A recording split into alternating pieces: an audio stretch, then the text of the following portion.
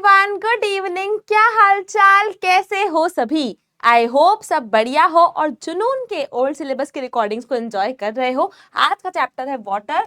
Very easy chapter, बहुत easy chapter है ना, फटाफट से हो जाएगा। इजी पीजी चैप्टर है, बहुत स्कोरिंग चैप्टर है। और ऑल्सो ये चैप्टर वैसा है ना कि अगर आपको आगे किसी एग्जाम की तैयारी करनी है तो इसमें कुछ टॉपिक जैसे टाइड्स, वेव्स, सुनामीज, तो ये सब टॉपिक्स ना आगे के लिए भी बहुत इंपॉर्टेंट हो जाते हैं। तो फटाफट इस लेक्चर को हम कंप्लीट करेंगे, वन शॉट में देखेंगे और क्रिस्टल के तरीके से समझेंगे हमारा चैप्टर वाटर। तो आ जाओ शुरू करते हैं। टॉपिक्स टू बी कवर्ड तो बहुत सारे हैं, ठीक है, वो तो हम लोग उस पर बात नहीं करते। चलो शुरू करते हैं भाई चैप्टर के। Childrens love to float paper boats in rain, by noon the puddles vanish, where did the water go. तुम लोग यार बारिश में देखते होंगे कि भाई गड्ढे भर जाते हैं ना, इंडिया में तो बहुत कॉमन है ना, हर रोड पे गड्ढे हैं, गड्ढे भर जाते हैं। थोड़ी देर बाद पानी अपने आप वहां से गायब हो जाता है। तो भाई क्या मतलब, कोई भूत वूत आ रहा है?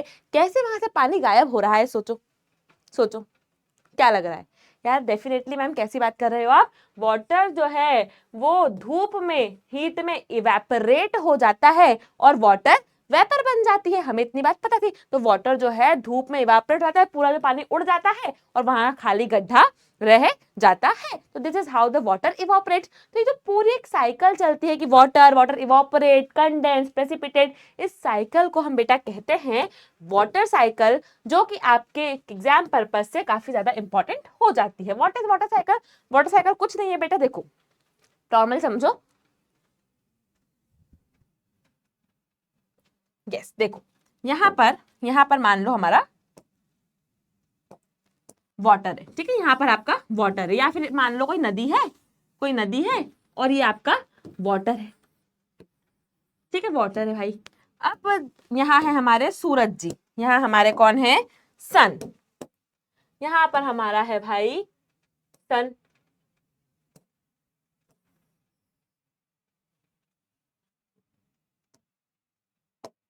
ठीक है, ये सन है। सन की थोड़ी सी हम आंख नाक मुंह बना लेते हैं, जो मैं बचपन से ही करती आ रही हूँ,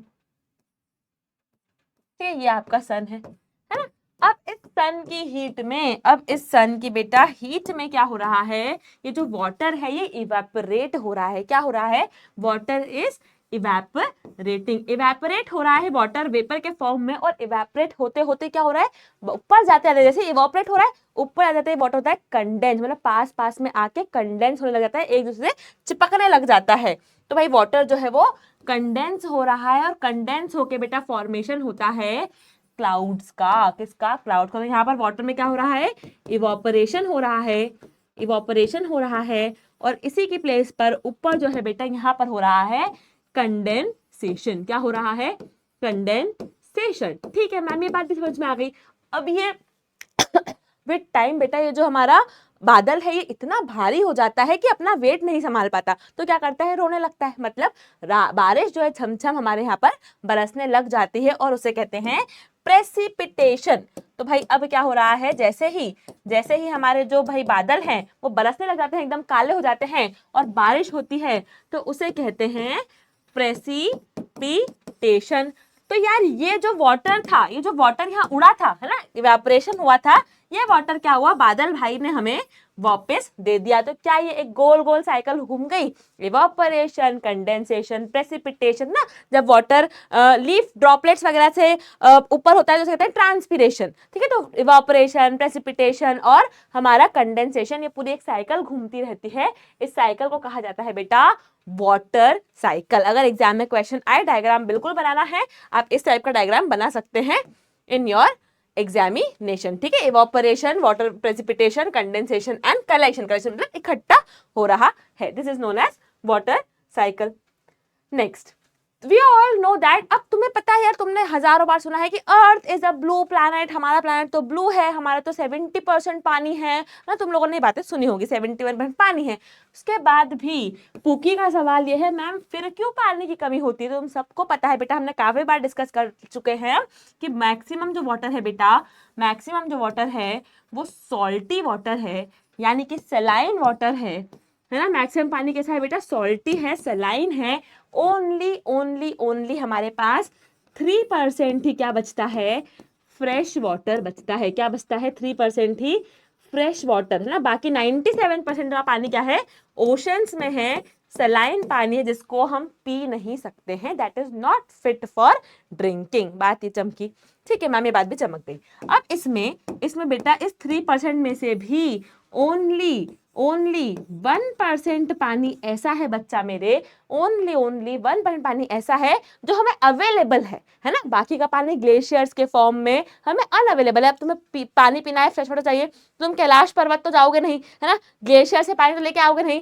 सिर्फ 1% पानी हमें अवेलेबल है, बाकी पूरा पानी क्या है सलाइन वाटर है। This is very important table कि 97.3% पानी सलाइन है।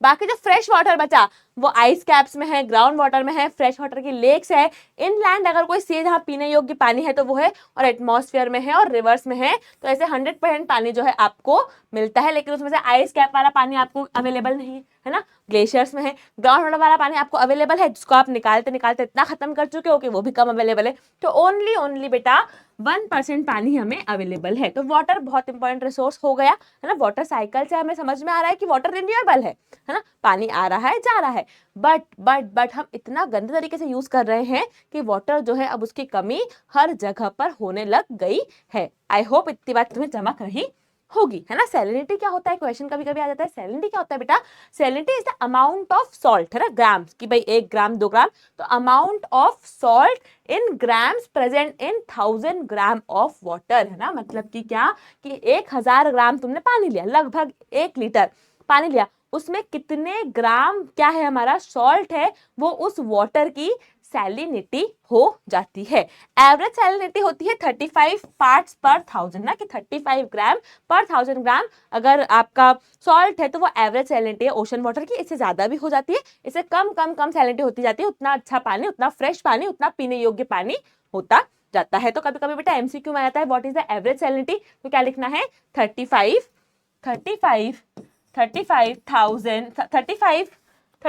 पार्ट्स पर 1000, 35 पीपीटी। ठीक है जी, बात चमक रही है कि नहीं, बात चमक रही है।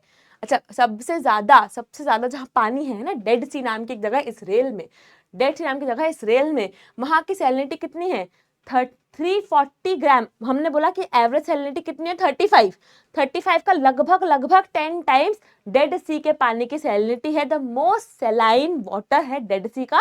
कहते हैं कि वहां पर काफी मतलब इतना डेडली पानी कि अगर उसको ज्यादा किसी ने कंज्यूम कर लिया, किसी जानवर ने भी, तो वो वहां पर नहीं जी पाता है। ठीक है, डेड सी के बारे में भी आपको ये बात पता होनी चाहिए।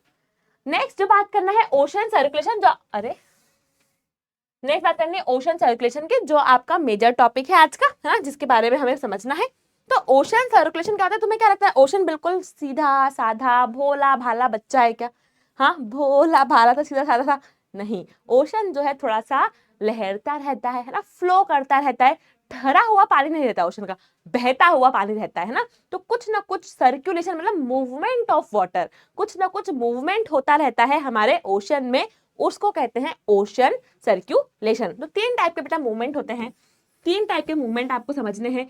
एक समझना है वेव्स या लहरें, लहर आती है पानी में। अगर आप कभी कोई वाटर पार्क गए हो तो भी आपने देखा होगा कि आपको लहरें आती है, आप ऊपर जाते हो नीचे जाते हो ना, पानी की एकदम लहर उठती है। आपने कभी बीच पर अगर एक तेज बॉल फेंकी तो वो बॉल आपके पास वापस आ जाएगी, क्यों? क्योंकि पानी में लहर उठती है, जैसे उठती है शोर पे आती है और वापस पीछे होती है, आती है जाती है, इसे कहते हैं ओशन वेव्स।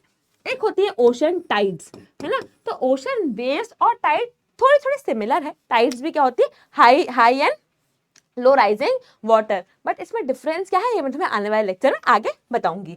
एक होते हैं करंट्स, ओशन करंट। तो ओशन में भी भाई क्या होते हैं, करंट्स होते हैं। कैसे करंट, कि भाई मान लो कि इक्वेटर के पास अगर कोई पानी है तो वहां पर हॉट करंट, वहां पर जो करंट फ्लो करेगा उसे कहते हैं हॉट करंट, है ना। इक्वेटर से दूर होगा, जहाँ ठंडी जगह है, पोल्स के पास, कोल्ड करंट। तो करंट क्या होता है, वेव्स क्या होती हैं, टाइड्स क्या होती है, इसको बहुत अच्छे से चमकाना है क्योंकि यही आपके पेपर में आने वाला है।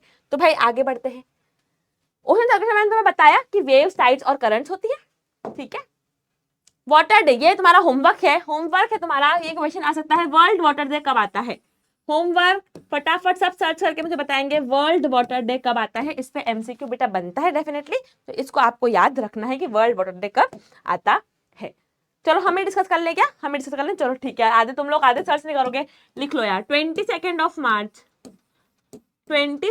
मार्च को हमारा वर्ल्ड वाटर डे जो है वो आता है 22 मार्च को जो है बेटा हमारा वर्ल्ड वाटर डे जो है वो आता है। ठीक है, मैंने थोड़ा छोटा कर दिया है ताकि कुछ बच्चे जो अरे दिख ही नहीं रहा यहाँ तो अंडू कर देते हैं, अंडू कर देते हैं।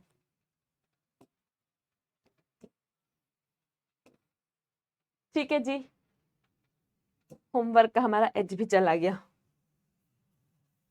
होमवर्क हटा देते हैं। मैं ही बताया तुम्हें कि 22 मार्च को हमारा वर्ल्ड वाटर डे जो है वो सेलिब्रेट होता है। आगे बढ़ते हैं, ओशन सर्कुलेशन जैसा मैंने बताया, ठीक है, सिमिलर बात है कि वेव्स ओशन और टाइड होती है। जैसे मैंने तुम्हें कहा कि अगर तुमने कोई बॉल फेंकी बीच में तो वापस पीछे आ जाएगी, तो इसका कारण क्या है? कारण ये है कि ओशन में लहरें उठती हैं, है ना, लहरें उठती है। कभी अगर आपने कोई बीच देखा होगा तो आपको पता होगा, अगर आप कभी गोवा गए होंगे या कोई मरीन ड्राइव अगर भी आप गए होंगे तो भी आपने लहरें उठती हुई देखी होगी। या सबसे इजी, अगर आप कोई वाटर पार्क गए होंगे तो भी आप वेव्स चलती है वहां पर, कि आप वेव्स में जाओ और वेव्स ऊपर नीचे होती है, उसके बाद आप भी ऊपर नीचे होते जाते हैं।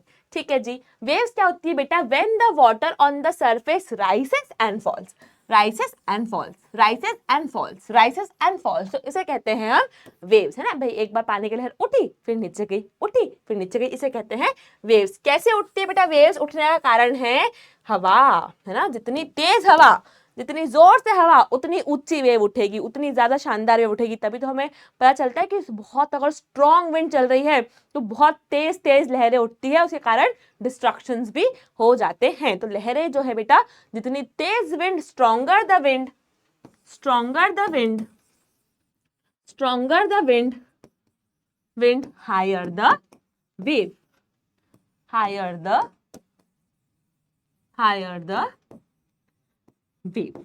ठीक है, ये बात क्लियर है, चमकी ये बात? यस और नो? सीजी एवरीवन, बहुत बढ़िया, आगे बढ़ेंगे। नाउ ड्यूरिंग द स्टॉर्म, अगर बहुत तेज हवा आती तो लहरें इतनी तेज तेज, इतनी ऊंची ऊंची उठती है बेटा कि डिस्ट्रक्शन लाइक सुनामी आ जाती है। सुनामी क्या होती है बेटा? कि जब बहुत अमाउंट ऑफ वाटर ओशन की जगह लैंड पे आ जाए, है ना, इतना यार, इतनी तेज तेज वेव्स उठ रही है कि पूरा पानी ही बाहर आ गया और उस पूरे एरिया को डिस्ट्रक्ट कर दिया, बिल्कुल वहां तहस नहस कर दिया, तो उसे कहते हैं हम सुनामी, है ना। कभी अर्थक्वेक आ गया, है ना, मान लो अर्थक्वेक आ गया है ना, इनसाइड द वाटर अर्थक्वेक आ गया है, उसकी जो टेक्टोनिक प्लेट्स है वो हिल गई है, या कोई वोल्केनो इरप्ट हो गया है, या अंडर वाटर ही कोई लैंडस्लाइड हो गई है, तो भी क्या होता है बेटा? एकदम से तेज हवा, एकदम से क्या होता है, large amount of water shift हो जाता है सरफेस पे, उसके कारण से सुनामी आ जाती है। तो सुनामी कैसे आ सकती है? ड्यूरिंग द स्टॉर्म, अगर कोई स्टॉर्म आया है, तेज तेज हवा चल रही है तो सुनामी आ सकती है, अर्थक्वेक आ गया तो सुनामी आ सकती है, कोई लैंडस्लाइड हो गई तो सुनामी आ सकती है, कोई वोल्केनो इरप्ट हो गया, कोई ज्वालामुखी फट गया, तब भी सुनामी आने के चांसेस पूरे पूरे बन जाते हैं। तो दिस इज अबाउट वेव्स, है ना। एक हमारे इंडिया में बहुत ज्यादा बेहतरीन या बहुत ज्यादा डिस्ट्रक्टिव सुनामी आई थी, है ना, इंडियन ओशन में एक सुनामी आई थी, तो उसके कारण हमारे जो इंडिया का डीपेस्ट पॉइंट था, इंदिरा पॉइंट, है ना, सदर्न मोस्ट पॉइंट था हमारे इंडिया का, सदर्न मोस्ट पॉइंट था द इंदिरा पॉइंट, वो सबमर्ज हो गया था ना, डीप मतलब अंदर चला गया था पानी में। इतनी भयंकर सुनामी हमारे इंडियन ओशन में देखने को मिली है। ठीक है, huge tidal waves originating in the ocean cause ट्रेमेंडस destruction, बहुत तेज तेज बिल्कुल वेव्स आती है, लहरें आती है तेज तेज और डिस्ट्रक्शन, पूरी तबाही मचा देती है। सुनामी 15 मीटर इतनी हाई भी हो सकती है बेटा। लार्जेस्ट सुनामी जो आज तक आई है वो 150 मीटर हाई देखी गई है। This waves travel at a speed of more than 700 kilometre per hour, इतनी तेज हवाएं चलती है बेटा कि 700 किलोमीटर पर आवर। सोच के देख रहे हो, मतलब मैं बोलूँ तुम्हें, लगभग इंदौर से दिल्ली तक का डिस्टेंस है 700 किलोमीटर 1 घंटे में, है ना। अगर हम ट्रेन से जाएं तो 12 घंटे लगते हैं ट्रेन से पहुंचने में, ठीक है। 700 किलोमीटर 1 घंटे में ये स्पीड होती है जब पानी में सुनामी आती है। सोच के देखो कितनी स्पीड में आ रही है सुनामी और कितना भयंकर जो है तबाही मचा सकती है। इंडियन ओशन में बेटा सुनामी आई थी 2004 में, इसके बारे में आप डेफिनेटली पढ़ना है आप लोगों को। ठीक है जी, बात समझ में आ रही है? बात समझ में आ रही है? अच्छा, सुनामी जो है बेटा, सुनामी जो है इसका एक जापानीज है वर्ड, कहां से आया? इंडियन तो लग नहीं रहा, है ना, इंडियन कोई सुनामी वर्ड लग नहीं रहा, जापानीज वर्ड है, उसका मतलब होता है हार्बर वेव्स, हार्बर वेव्स, है ना, हार्बर वेव्स। इसका सुनामी का मतलब होता है हार्बर वेव्स, जापानीज वर्ड है, उससे नाम पड़ा tsunami. As the harbour get destroyed when there is tsunami. Harbour क्या होता है? वो एरिया जहां पर आपने कभी देखा है शिप्स बंधी हुई रहती हैं, बोट बंधी हुई रहती है, ओशन में आपने देखा होगा साइड्स में शिप बांध के रखते हैं, बोट डॉकयार्ड होते हैं जहां से लोग बैठते हैं। तो जैसे ही सबसे पहले सुनामी आती है, सबसे पहले डिस्ट्रॉय क्या होता है? हार्बर डिस्ट्रॉय होता है। सबसे पहले वो एरिया डिस्ट्रॉय होता है जहां पर जो सबसे करीब है ना हमारे ओशन के। तो हार्बर वेव्स कहते हैं सुनामी को जापानीज में, इसीलिए नाम पड़ा उसका क्या? Tsunami. Next is tides. Tides क्या होता है बेटा? Rhythmic rise and fall. Rhythmic rise and fall twice a day. यहाँ थोड़ा सा गौर करने की बात है, यहाँ तुम्हें समझ में नहीं आएगा कि मैम वेव्स और वेव्स भी तो राइज एंड फॉल था।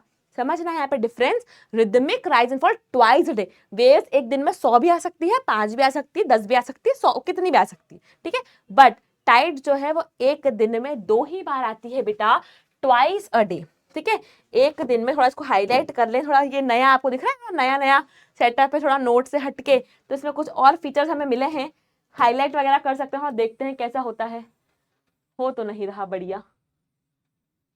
हो रहा है क्या?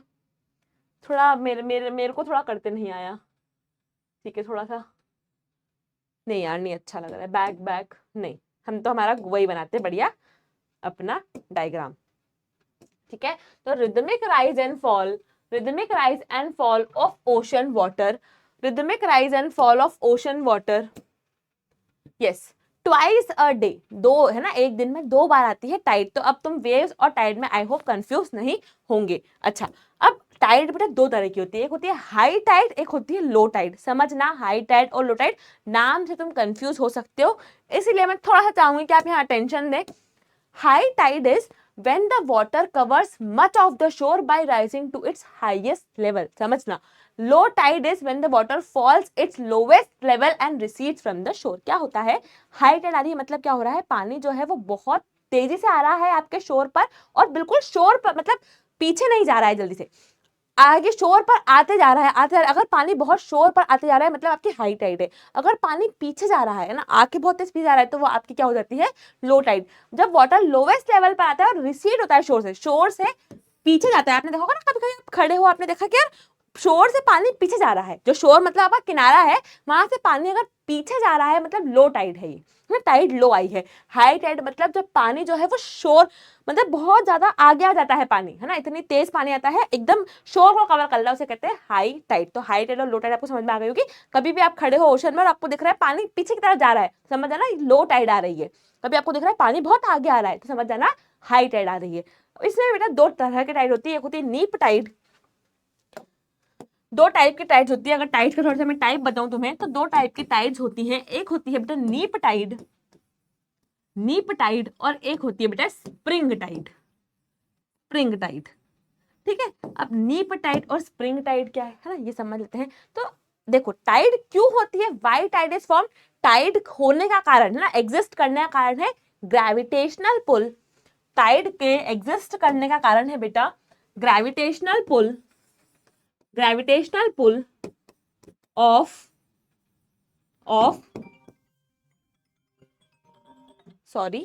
Gravitational pull of sun and moon. Sun and moon का जो ग्रेविटेशनल पुल होता है, उसके कारण क्या होता है बेटा, हमारी जो टाइड है वो आती है ना। सन एंड मून का जो ग्रेविटेशनल पुल होता है, अब तुम थोड़ा ध्यान से समझना कि मान लो ये हमारा अर्थ है, अर्थ है और सन इधर है, मून इधर है ना, तीनों एक लाइन में है। तो भाई ये भी ग्रेविटेशनल पुल लगा रहा है, ये भी ग्रेविटेशनल पुल लगा रहा है, दोनों साथ साथ ग्रेविटेशनल पुल लगा रहे हैं, तो हमारी टाइड हाई आएगी कि लो आएगी? बताओ, एकदम बढ़िया हाई टाइड आएगी कि लो टाइड आएगी? भाई हमारा सन है, दोनों तरफ से तेज ग्रेविटेशनल पुल लग रहा है, तो बताओ क्या आएगी? तुम्हारे साथ सोचो, ठीक है। एक दूसरा सिनेरियो यह है कि तुम्हारा सन यहाँ पर, तुम्हारा अर्थ यहाँ पर है, सन और मून परपेंडिकुलर है ना, सन यहाँ पर है, मून यहाँ पर है। तो अब क्या हो रहा है, मून इधर खींच रहा है, सन इधर खींच रहा है, मून इधर खींच रहा है, सन इधर खींच रहा है। अब क्या होगा भाई, अपोजिट डायरेक्शन में चल रहे हैं, ये परपेंडिकुलर है, ये एक इधर खींच रहा है, ये इधर खींच रहा है, तो इनका फोर्स कम लगेगा, ग्रेविटेशनल पुल कम हो जाएगा, कैंसल हो जाएगा। तो यहाँ हाई टाइड आएगी कि लो टाइड आएगी? बताओ, 2 तुम्हें सिनेरियो दिए मैंने। सिनेरियो नंबर 1 तुम्हें दिया है, सिनेरियो नंबर 1 तुम्हें मैंने दिया है कि सन यहाँ है, अर्थ यहाँ है, मून यहाँ है। अब भाई सन भाई साहब यहाँ खींच रहे हैं, है ना, ग्रेविटेशनल पुल उनका उधर लग रहा है, मून जो है ऊपर खींच रहा है। तो मैम जाहिर सी बात है, समझ में आ रहा है कि यहाँ पर लो टाइड बनेगी, यहाँ पर लो टाइड बनेगी क्योंकि सन और मून जो है अलग अलग डायरेक्शन में खींच रहे हैं, तो इतना खिंचाएगा ही नहीं, इसलिए लो टाइड बनती है, उसे कहते हैं नीप टाइड। तो neap is a low tide, low tide. तो अभी तक आप समझ गए होंगे कि स्प्रिंग जो है वो क्या होगी, हाई टाइड होगी, है ना। स्प्रिंग अगर तुम देखोगे तो देखो अर्थ भी इधर खींच रहा है, सन भी इधर खींच रहा है, दोनों एक डायरेक्शन में खींच रहे हैं ना, अर्थ भी इधर खींच रहा है, सन भी इधर खींच रहा है, मून भी इधर खींच रहा है, दोनों एक डायरेक्शन में खींच रहे हैं, तो क्या होगा, क्या होगा भाई, हाई टाइड आएगी, उसे कहते हैं स्प्रिंग टाइड। अब यहाँ रिंग लग रहा है, रिंग दिखा है, तो हम याद कैसे करते हैं कि रिंग जो है वो एक्सपेंसिव होती है यार, रिंग है ना, अंगूठी भाई बहुत महंगी आती है, तो रिंग इज एक्सपेंसिव मतलब हाई है ना, हाई एंड पे है, तो जब स्प्रिंग आएगा तो उसे हम कहेंगे हाई टाइड। क्या कहेंगे, हाई टाइड। बात चमकी। तो when sun moon and earth are in the same line, spring tide आती है, हाई टाइड आती है when sun moon and earth are not in the same line, they are perpendicular, then क्या होता है, लो टाइड आती है, हम कहते हैं नीप टाइड। टाइड क्या होता है, rhythmic rise and fall of water twice a day due to gravitational pull of sun and the moon on the earth is known as tide. I hope बात ये तुम्हें चमकी होगी, बिल्कुल क्रिस्टल क्लियर दिमाग में बैठ रही होगी। Good good. अच्छा, हाई टाइड जो है किसी चीजों में मदद करती है ना, नेविगेशन में मदद करती है। They raise the water level close to shores, है ना, क्योंकि जो जब हाई टाइड आती है तो मान लो हाई टाइड आ रही है और कोई शिप आ रही है तो उसको सपोर्ट करेगा ना वो। लो टाइड आ रही है तो मान लो पानी ही पीछे आ रहा है, शिप को यहाँ आना है तो वो सपोर्ट नहीं मिलेगा। अब पानी भी इधर जा रहा है, शिप को भी इधर जाना है, तो नेविगेशन में जो है हाई टाइड क्या करती है, हेल्प करती है। High tide also help in fishing, fishing में हेल्प करती है, क्योंकि जैसे ही हाई टाइड आती है तो बहुत सारे फिशें जो है पानी के साथ शोर की तरफ, किनारे की तरफ आ जाती है और फिशिंग करना इजी हो जाता है। ठीक है, डन डन। ऑल्सो इलेक्ट्रिसिटी में भी टाइड जो है वो इलेक्ट्रिसिटी जनरेशन में भी काम आती है, उसमें भी हेल्प करती है। ठीक है, last point is ocean currents. Ocean currents क्या होते हैं बेटा, streams of water flowing continuously on the ocean surface in a definite direction. समझना थोड़ा सा टिपिकल है। ये हमारा वाटर है, ठीक है, वाटर है, ये ओशन है। इस ओशन के ऊपर, ये ओशन चल रहा है ना, इसके ऊपर भी ना हल्के हल्के डायरेक्शन में पानी ना इधर से उधर मूव करता है। कभी तुम गौर से देखोगे तो छोटी छोटी पानी अपने ही जीवन, अपनी ही मौज में कोई यहाँ जा रहा है, कोई ऊपर जा रहा है, कोई ऐसे जा रहा है, तुम्हें यहाँ डायरेक्शन दिख रहा है, कोई भाई नीचे आ रहा है, थोड़ा सा पानी इधर जा रहा है, थोड़ा सा पानी इधर आ रहा है। जब डेफिनेट डायरेक्शन में ओशन वाटर के ऊपर ही पानी जो है लहरता रहता है ना, flow of water flowing constantly over the ocean surface, this is known as ocean current। ये दो तरह के होते हैं बेटा, गर्म और ठंडे, वार्म और कोल्ड। जो ब्लू दिख रहे हैं वो सब कोल्ड है, जो रेड दिख रहे हैं वो सब वार्म है ना। भाई वार्म जनरली आप देखोगे इक्वेटर के पास होते हैं, थोड़ा आप दूर देखोगे तो आपको दिखेगा कि ब्लू ज्यादा दिखेंगे, ठीक है। पास में इक्वेटर के इतने पास होगा इतना रेड रेड ज्यादा आपको दिखेगा। क्यों? क्योंकि भाई इक्वेटर के पास जो है हॉटनेस या फिर गर्म जो है ज्यादा रहता है, इसलिए वहां पर हॉट करंट फैलते हैं। और अगर आप थोड़ा पोल की तरफ देखोगे तो वहां पर आपको कोल्ड करंट बहते हुए दिखेंगे। ठीक है, दिस इज द मैप, जहां पर आप थोड़ा देख सकते हो कि भाई ये देखो इक्वेटोरियल करंट है ना, नॉर्थ इक्वेटोरियल करंट, ये सब जितने भी करंट आपको यहाँ दिख रहे हैं, साउथ इक्वेटोरियल करंट, ये सब क्या है, हमारे हॉट करंट है। इसी की जगह आप देखोगे हम्बोल्ट करंट है ना, हम्बोल्ट करंट, बेनेंगोला करंट, थोड़ा आप ऊपर जाओगे लैब्राडोर करंट, ये सब आपको ओशियाहो करंट है, जापान तरफ ये बहता है, उसे हम कहते हैं कौन सा करंट बेटा, हमारा कोल्ड करंट। ठीक है, हमारा कोल्ड करंट। यहाँ पर लिखा है areas where the warm and cold current meet, वो एरिया जहां पर वार्म ठंडा और गर्म करंट मीट होता है, मिलता है, that is the best fishing ground in the world, best fishing ground in the world. Seas around Japan and the eastern coast of North America are such example. तुम देखोगे कि जहां पर भी हॉट और कोल्ड करंट मिलेगा,